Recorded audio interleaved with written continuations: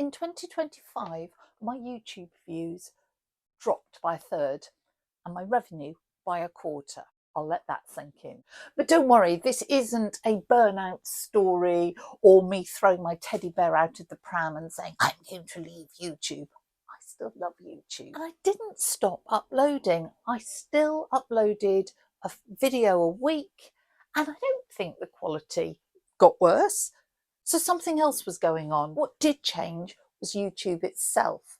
The way that films were getting shown, who they were getting shown to, and what changed was the way people were interacting with YouTube. In this video, I want to show you my actual numbers, give some ideas of what changed, particularly for a smaller, long-form channel like my own. I post videos about art and watercolour and art materials. But the lessons are there for us all. And I want to share what my plans are for 2026 to try and turn this all around. Before we talk theory, I want to ground this in real data because the numbers tell a much clearer story than just generalised opinions. And I want to say, I still love YouTube.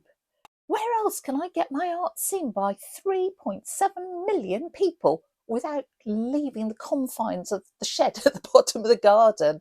Or where else can I share my love of watercolour and bring the joy of painting to hundreds of thousands of people each year? So this is definitely not a pity party. What's important is that this change wasn't caused by one bad video or me getting a bit bored in the middle of the year. It's absolutely that YouTube has changed. Making art hasn't changed, but getting it seen has. All channels are experiencing this change, but the slower paced sort of art and creative type channels are probably feeling it a little bit more than others.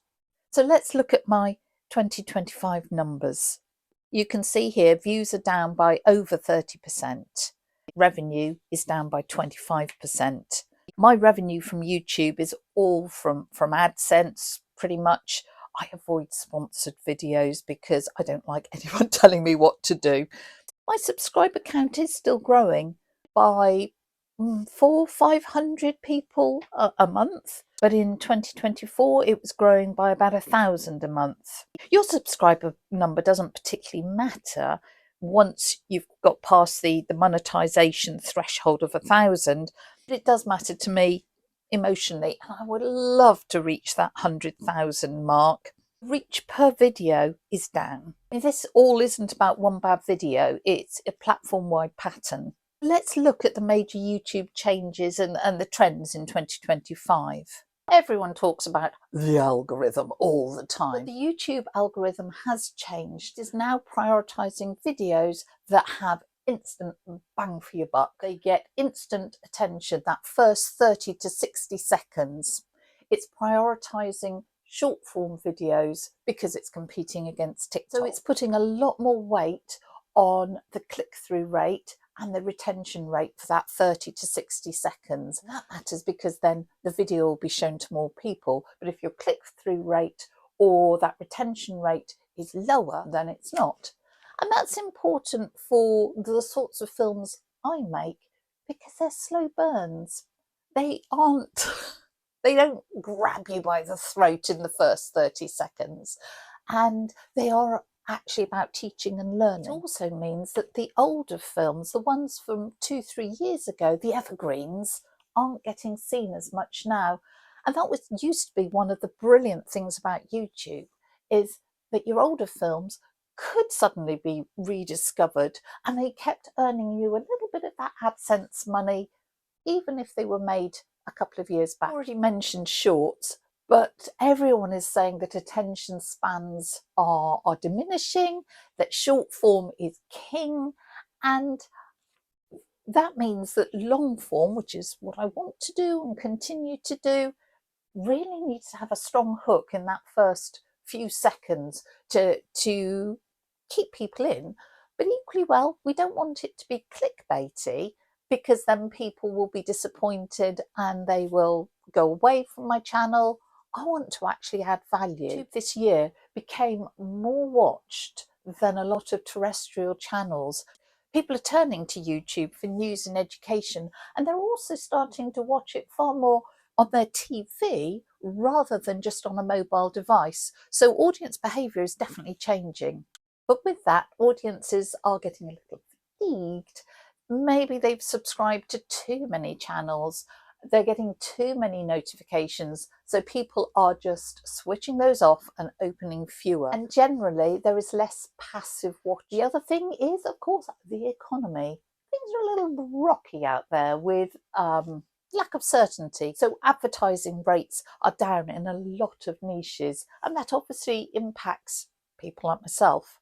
Luckily, YouTube for me is very much a hobby. I'm an artist, I paint for a living, I sell my artwork. I do teach online and in-person workshops, and I write articles about painting and have written books and things like that.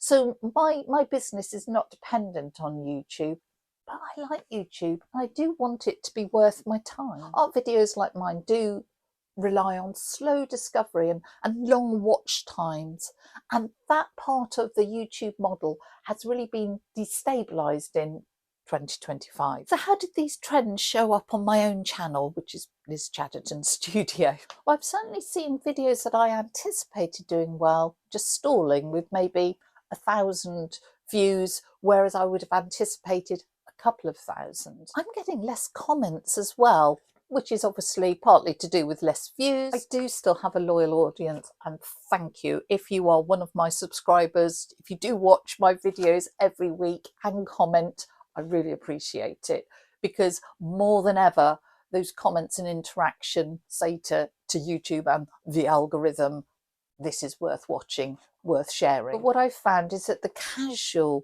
discovery traffic has really dropped off. So I need to do a bit of self-reflection to work out why I haven't changed with the times.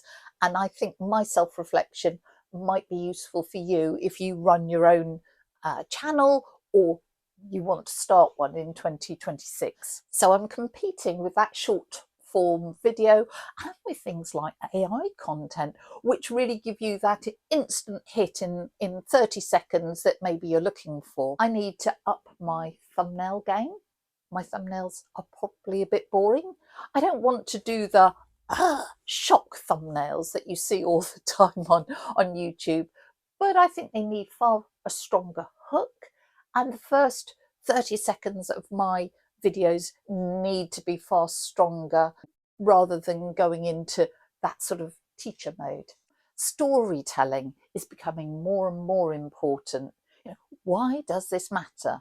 Don't just look at a video of, oh, here's me drawing. Why does this matter? What will you get out of it? Why should it matter to you? I'm going to try for that far stronger hook in the first 10 seconds, far more storytelling and structure to my content. I usually don't script things at all, but my plan is to actually use AI to remind me constantly about storytelling and structure. I'm going to train myself to make that automatic, because at the moment I'm in teacher mode rather than storytelling mode. I'm going to try some testing and some new formats, maybe different length videos. You are still not going to see me doing little dancey skits on shorts.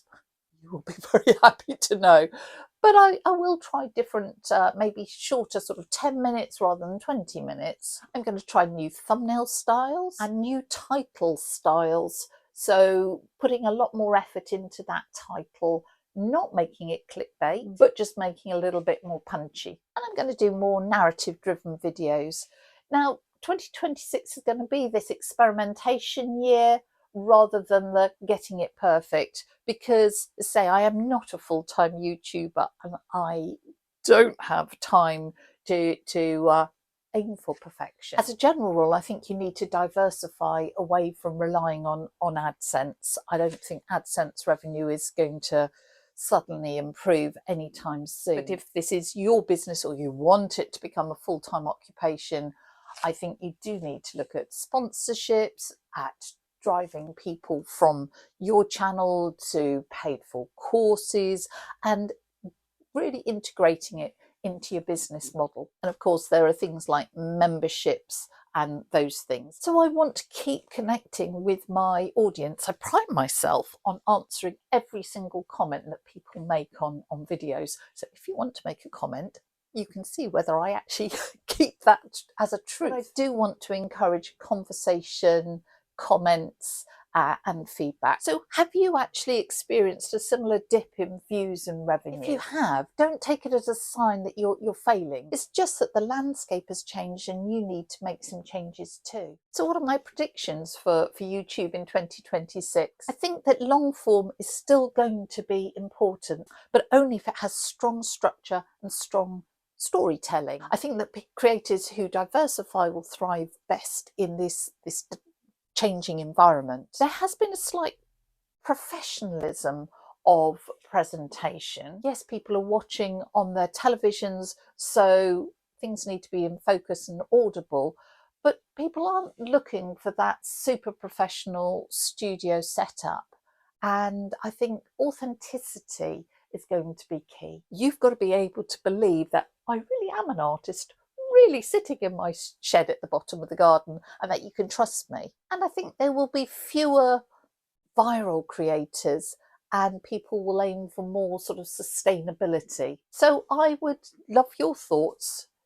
Have you experienced a similar downturn, or are you starting a new channel? What are you going to do to thrive in the new environment and face the challenges? Please leave comments. Please respond to other people's comments. I wish you all the best in the coming year. And if you want to see how this channel does, then please do subscribe and keep coming back and seeing whether those little tweaks that I plan on, well, one, whether I actually do them, and two, whether they actually work.